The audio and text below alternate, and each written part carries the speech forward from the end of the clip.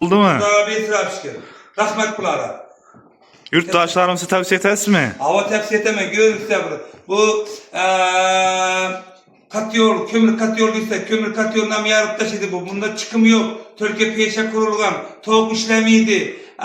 Sal koy deyen görürüm yok. Bir çelek bilen bir sotkiye boladı. Belki dildeşini oğudun gerek elden ekip vermek. İzine kömür sebebi aşağı öğretler.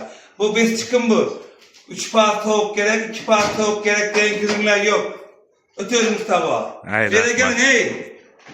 Çalatman. Bana gel hey yigitler. Assalomu alaykum hammaga. Navbatdagi ishimiz Ko'palamni xonadonida bo'ldi. Xudo xolasa yana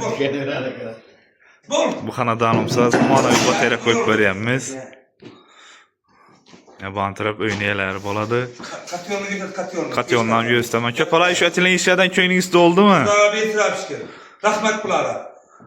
Yurttaşlarımızı tavsiye etsizmi? Hava tavsiye eteme, görürüz ya bu katıyol, kömür katıyol ise kömür katıyolundan yarıp taşıdı bu. Bunda çıkım yok. Türkiye peşe kurulgan. Tavuk işlemiydi. Sal koy deyen görürüm yok.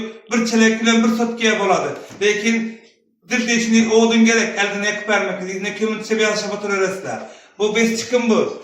3 bağ tavuk gerek, 2 bağ tavuk gerek deyen görürümler yok. Ötüyoruz Mustafa. Bere gelin hey. Çalatman imanalım. Bu xonadonimiz yana ATM batareyalaridan qo'yib beryapmiz. Batareyalarimizning bahosi 95 ming so'mdan. Batareyalarimizning kraniklarini qo'yib taxlab beryapmiz, xudo xolasa. Verimiz ham yana 15 tuk qo'yib beryapmiz.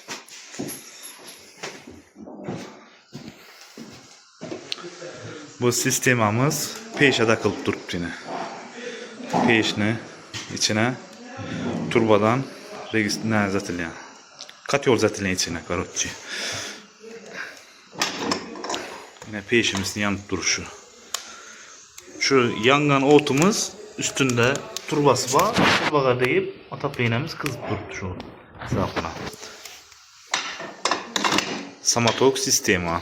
Nasos yok geçkan yine. Raşitilni bakları. Peşimizin görünüşü. Yine. Xudo xolasa yine betimsem geldi. Ustalana bet yine. Balık. Xudo xolasa shunday xizmatlarimiz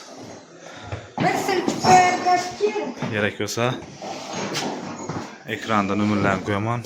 Bemalol bog'lanishlaringiz mumkin. Sağ olun, selamet olun.